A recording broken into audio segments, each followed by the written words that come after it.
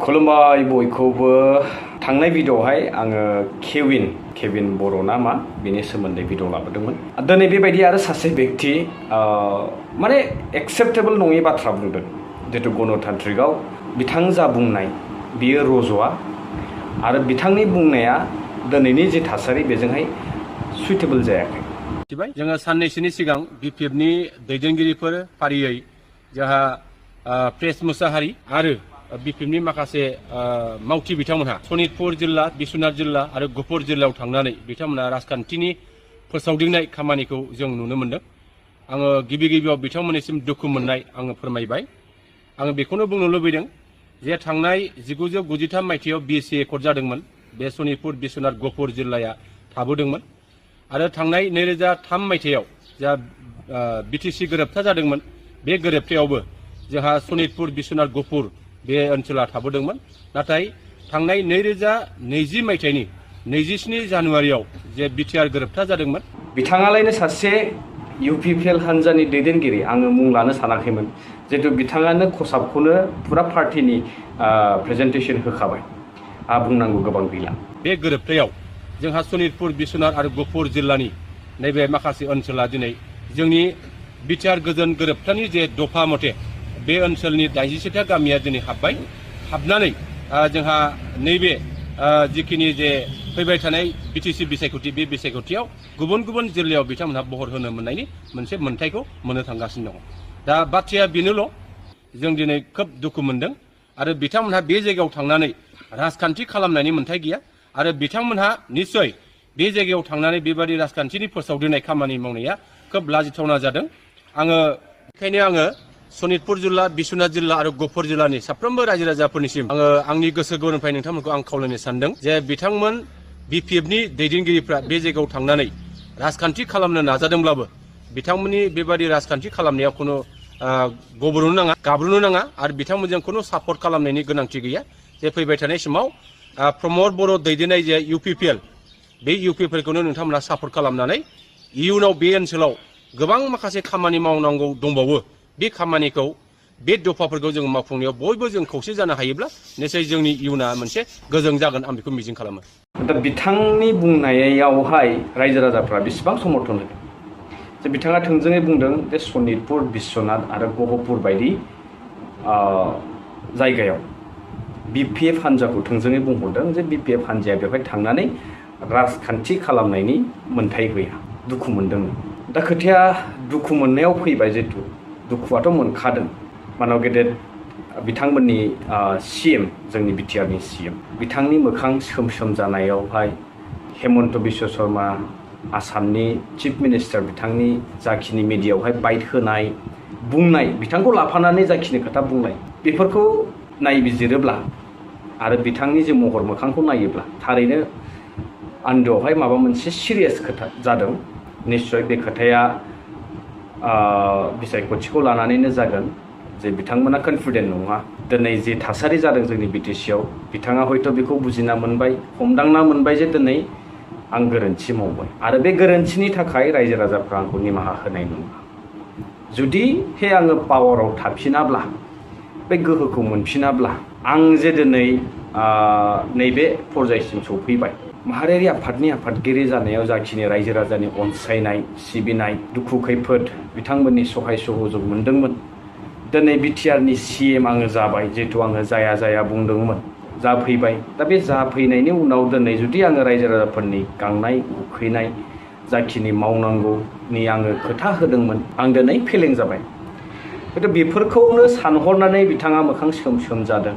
नंखायनो बिथांनि मावथिफोरा सोरबा पलिटिकेल हान्जाखौहाय बबेबा जायगायाव मिथिं गाहैनायखौबो बाजायो। गणतान्त्रिक हादोरावहाय मिथिं गाहैनाय, सोर हान्जा फैयो सोर हान्जा थाङो, बेखौ रायजो राजाफ्रा डिसाइड खालामगोन। दा बेनि गेजेरावनो बिथाङा गुरैयै खावलायहरदों जे थांनाय बिएसि एकर्डखौ लाफानानै, बिटिसि एकर्डखौ लानानै आरो बिटिआर एग्रिमेन्टनि बाथ्राखौ बिथाङा बुंदों जे दिनै 81था गामिया सोसनजाबाय होननानै बे बाथ्रायावनो, बे पइन्टआवनो बिथाङा बुंदों जे सनितपुर, गहपुर बे ओनसोलावहाय बिपिएफ हान्जाया मिथिं गानायनि अधिकार गैया। दा अधिकारखौ बिथाङा होगोन। दा जोंनि भारतनि संबिधानाव जि लिरनाय दङ आरो रायजो राजाफोरनि विलिंनेसनि बारगा बिथाङा जे खोथाखौ बुंबाय बेखौ डिसाइड खालामगोन नों आं रायजो राजाफ्रासो जे बबे हान्जाया जोंखौ बबे लेभेलसिम लांगोन इन फिउचार जोंहा बबेहाय सिकिउर जोङो जानो हागोन बेखौ निश्चय हयथ' पाब्लिकआ सानदों बुजिदों दिनैनि समाव जितु गिदिर गिदिर खोथा बुंनायजों गिदिर गिदिर खामानि जे थांखि लानाय बेफोरो दिनैनि समावहाय जोङो नुबाय जितु आं थांनाय भिडिअ बुंदों टटेलि जिर' आं बुंनो सानो दिनै 81 गामि सोसननायजों बिथांमोना जे गिदिर गिदिर बाथ्रा बुंदों दिनै बबेबा हान्जाखौ बबेबा जायगायावहाय केम्पेइन खालामनायनिफ्रायबो माने बिथांमोना जानगाराव थानो खोन्थादों रायजो राजाफोरखौ खावलायहरनो गोनां बायदि परिस्थिति जाना फैदों अब्ला निश्चय बिथांमोननि सिङाव माबा मोनसे गिदिर खैफोद बिथांमोना नुहुरदों बे खोथाखौहाय स्पष्टयै बुंदों पृथ्वीराज नारायण देबमेस বিটিচিত বিজেপি কিং মেকাৰ নহয় আজিৰ দিনত বিটিচিত বিজেপি হল গড ফাদাৰ কোনোবা বেয়া পাব পাৰে কোনোবা ভাল পাব পাৰে बिथाङा मा बुंदों बिथाङा बुंदों जे दिनै बिजेपिया किं मेकार नङा बिजेपिया दिनै गड फादार जानानै फैदों आं बुंनाय बाथ्रा नङा बे पृथ्वीराज नारायण देबमेस बिथाङा बुंदों मानि थाखाय बुंदों दिनै बिथाङा बिनि थाखायनो बुंदों जोङो स्टेटजों आन्दलन नांबाय थोंजोङै भारत सरकारजों जों नांबाय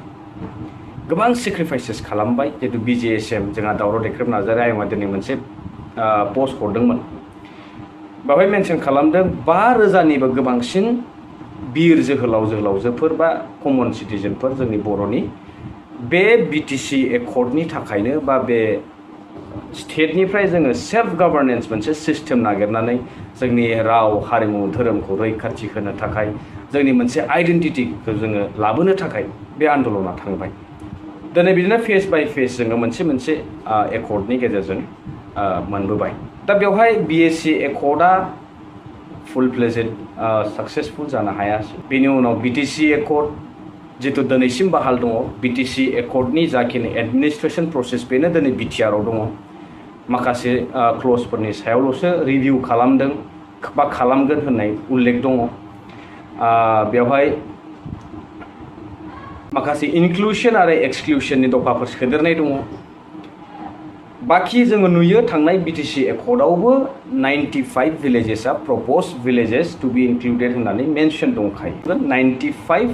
प्रपोज रेभिनिउ भिलेजेस आरो रिजार्भ फरेस्ट भिलेजेस माखासे बेयाव लिस्ट दङ दा 81 भिलेजखौ लानानै गोग्गादोंबा BTC एकर्डआवहाय 3,800 बेसेबांबा गामिखौ लाफानानै मोनब्रै डिस्ट्रिक्टखौ बानायबाय क्रिएशन खालामबाय मोनसे एक्जिस्टिं दंखायोमोन जितु मोनथामखौ लाफानानै दिनै बानायबाय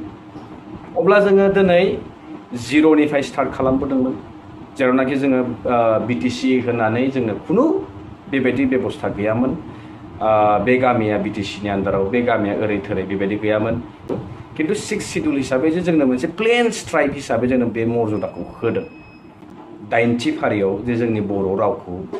सोनो हादोंमोन BTC एकर्डआवहाय 8 शिड्युल लेंगुवेज हिसाबै जे बर' रावा दिनै गनायथि मोननो हादोंमोन बे BTC एकर्डनि जाहोनाव दिनै मोनसेबो फाखा लामा फाखा दलं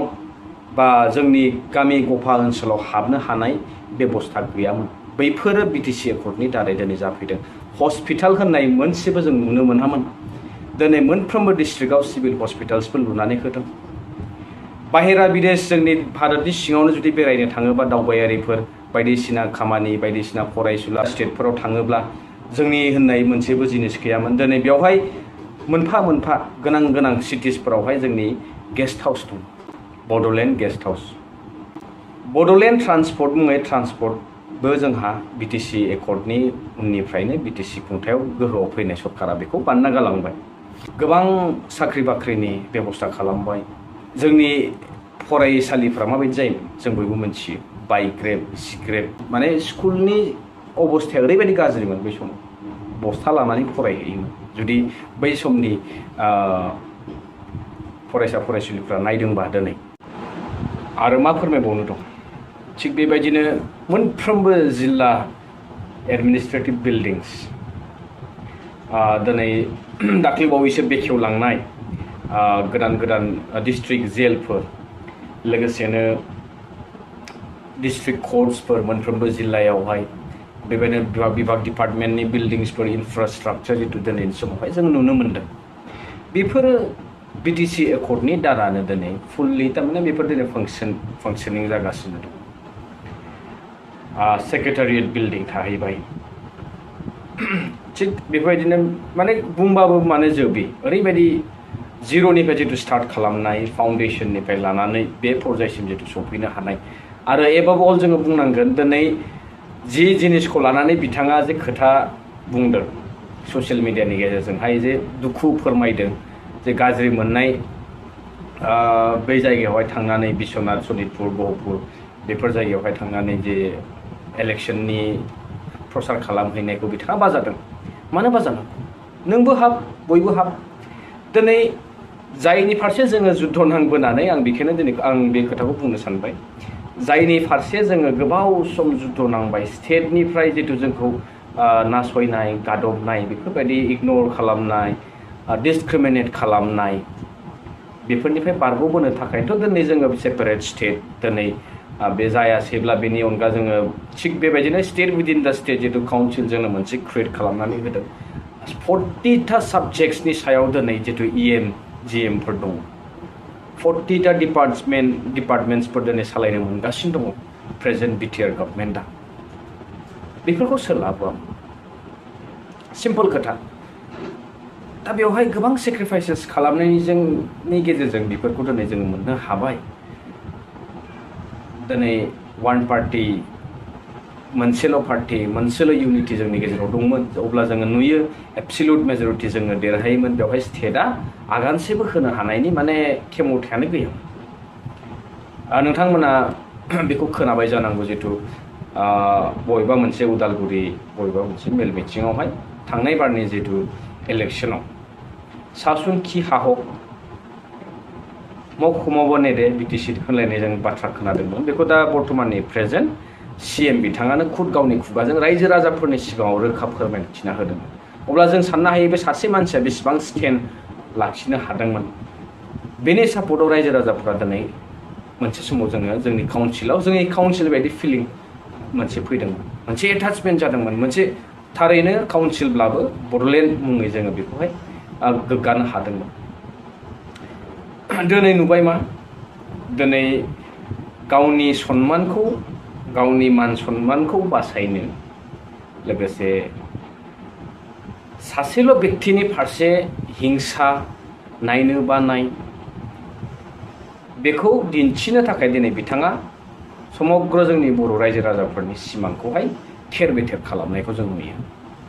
दिनै बिथांनि हास्थायनाय बायदि जाजोब्बाय नाथाय रायजो राजाफ्रा जि लुबैदोंमोन बेखौ खोमानो गोनां जाबाय बुंनाय दङ ना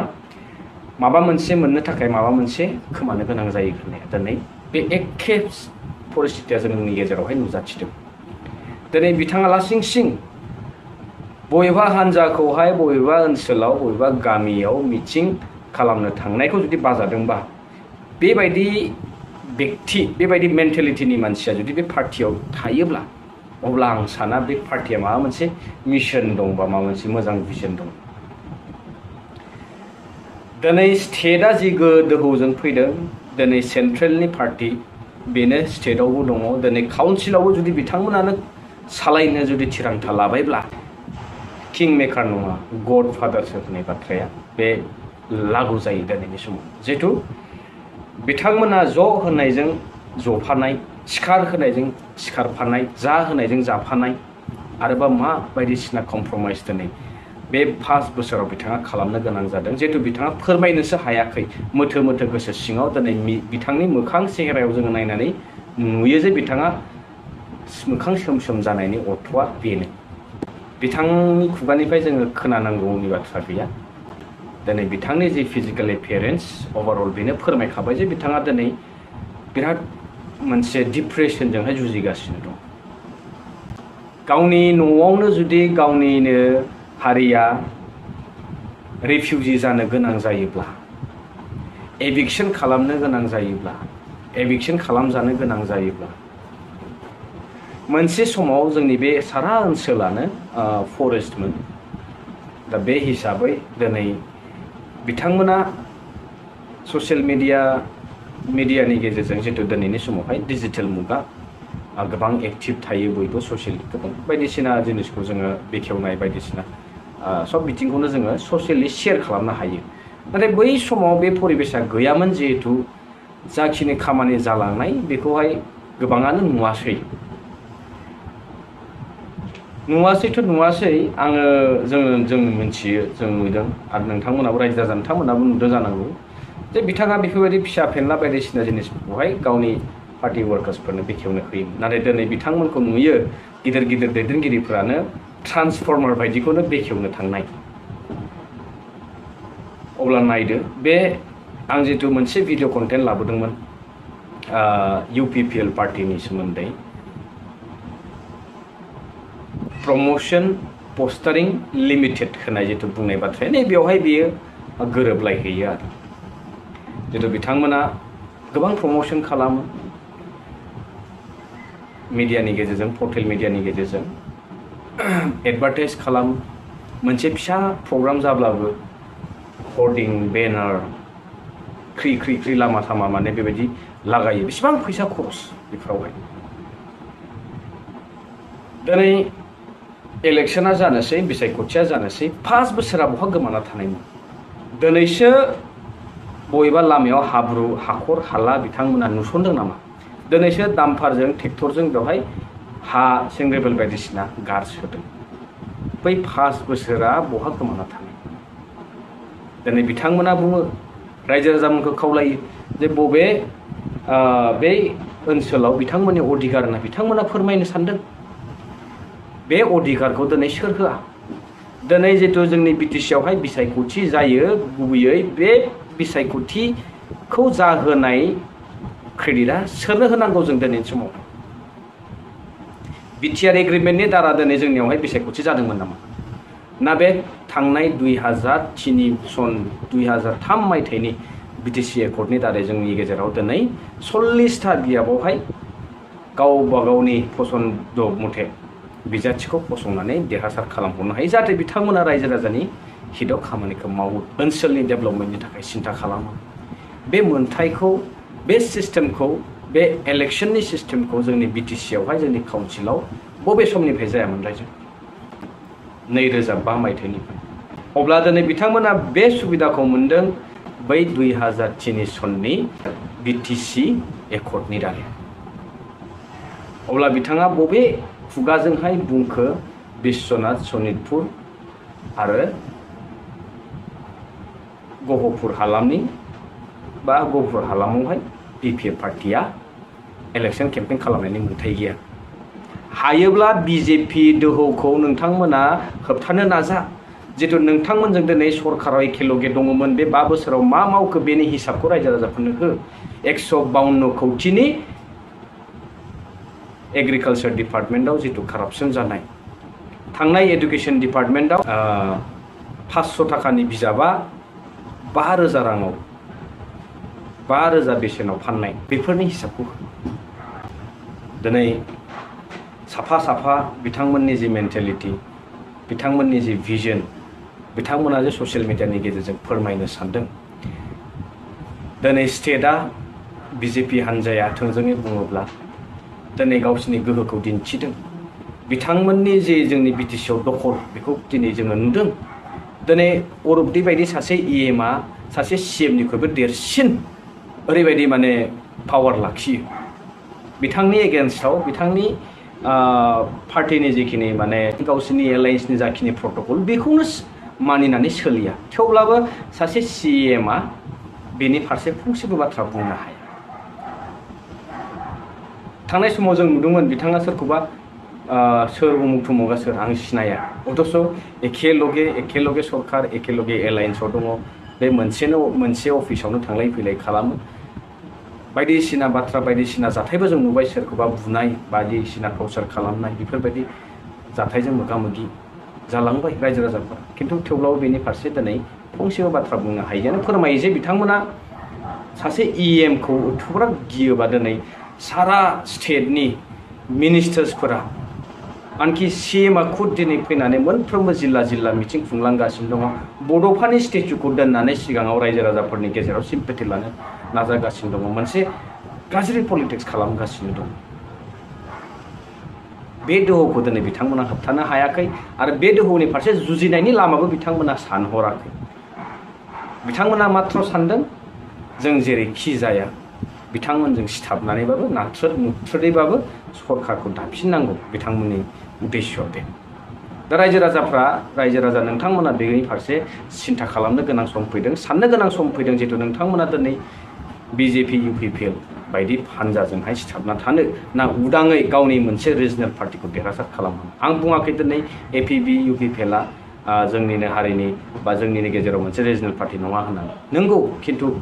दिनै जों नायनांगोन इन्डिभिजुवेलि बबे मोनसे रिजनेल पार्टिया स्ट्रं मोनसे पजिशनाव दं सोरनिबा दपदपनि सोरनिबा गादबनायाव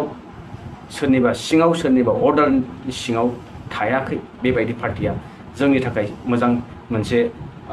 सिकिउर एन्ड सिकिउरिटि होनो हागोन ना हाया बेखौ सानहरनांगोन दिनै जों नुबाय UPPLआ 5 बोसोराव BJPजों ओरैबायदि गादब जाबाय नासय जाबाय थ' रायजो नोंथांमोन भिडिअ'आवहाय बुंनो गोनां खोथाया बुंगौमानि लावगौ गोबां बाथ्रा बुंबावनो दङमोन आं सानो नोंथांमोना नैबेखिनियावनो गोबां खोथाखौ बुजिनो हाबाय जिहेतु बिथांमोननि मेन्टेलिटि बिथांमोननि भिजनआ माबायदि नैबे बिथां बुंनाय रावजोंनो जोङो रोखा मोनथिनो हायो आरो जिहेतु बर्तमाननि परिस्थिति नोंथांमोना नुगासिनो दं निजेनि मेगनजों आं बेखौ फोरमायनांगौनि दरखार गैया दिनै BJPआ माबायदि दोहौजों फैदों नाथाय जोंनि गेजेराव दिनै दुखुनांथाव बाथ्राया बे दिनै जोंनि गेजेराव खावथाम जादों दा डिपेन्ड खालामगोन मात्र रायजो राजाफोरनि साननाय हनाय चिन्ताधाराजोंसो जोङो बेखौ जोंनि रायजो राजाफोरनि आखायाव दङ दा सोर सरकारा फैनांगौ सोर सरकारा फैनाङा इलेक्शना जुदि फेयारलि जालाङोब्ला दिनै आंखालनि सम बयबो फैसा थाखाखौ लुबैयो आरो दिनै जायनाखि जिखिनि खामानि मावा मानो बयबो गाव गावनि न'खर सालायनो थाखाय गाव गावनि उदैखौ सुफुंनो थाखाय बयहाबो गांनाय उखैनाय थायो बे हिसाबै फैसाखौ नाङा नङा रां आरजिनाङा बेखौबो होनाखै गासिबो नांगौ खिन्थु बेनि गेजेरावनो मोजां गाज्रिखौबो बासिनांगोन जाहाथे जोङो अरायसम अरायथा जोंनि बे ओनसोला बेबायदिनो थाबाय थायो जों बेबायदिनो गावनि रावजों नोंजों आंजों रायज्लायलायनो हाबाय थायो जोंनि बड'लेण्ड जोंनि काउन्सिल होनानै जोङो बुंना लानो हायो गोग्गानो बे जिनिसा थाबाय थागोन थाबाय थाहोनांगौब्ला जों निस्सय बिराद गोथौ मोनसे डिसिसन लानांगोन इलेक्शन फैगोन गोबां बायदिसिना खोथा खोनानो मोनगोन रां रुफा मोनगोन बेनि गेजेरावनो सोरबा मोजां सोरबा गाज्रि सोरबाया लाब जागोन सोरबाया लस जागोन दिनै इलेक्शन कमिशननिफ्राय मोनसे स्ट्रिक्ट अर्डार फैदों जे थांनाय बारावहाय फाइनान्शियल जिखिनि एक्सपेन्डिचार जानांगौ बेखौ मोनसे लिमिट होयो सेट खालामो एबारना 10 लाख खरै बे मोनसे लिमिट सेट खालामदों जुदि बेखिनि मार्जिनावनो इलेक्शना जालाङोब्लाथ' जोबोद मोजां जागौमोन दिनै मोनफ्रोमबो समस्थियाव जोङो मोजां बिजाथि नुनो मोनगौमोन नाथाय दिनैनि थारिखआव समाज सिबियारि थारैनो रायजो राजाफोरखौ अनसुला सिबिग्रा बेफोरबायदि दैदेनगिरिफोरा रायजोनि थाखाय मावनो होनना साननाय दैदेनगिरिफोरा दिनै साहस खालामनो हाया दिनै खेलाया जादों रां रुफा फैसा थाखानि जेराव मोजां दैदेनगिरिफोरा दिनैनि समावहाय फावसायना थानो गोनां जादों आरो बेनि गेजेरावनो सोरबा बायदिया जुजिदोंब्ला बिथांमोनाबो दिनै कारापसन खालामनो गोनां जाफादों रायजो राजा नोंथांमोन दिनैनि भिडिअ'हाय नैबेसिनो आं बुंनो सानो आरो बाखि नोंथांमोना रोंखा राखा बुजिखानाय आरो आसा खालामो नोंथांमोना भिडिअ'खौ शेयार खालामहरगोन लोगो मोनसिगोन नेक्स्ट भिडिअ' टिल देन स्टे टिउन्ड बाय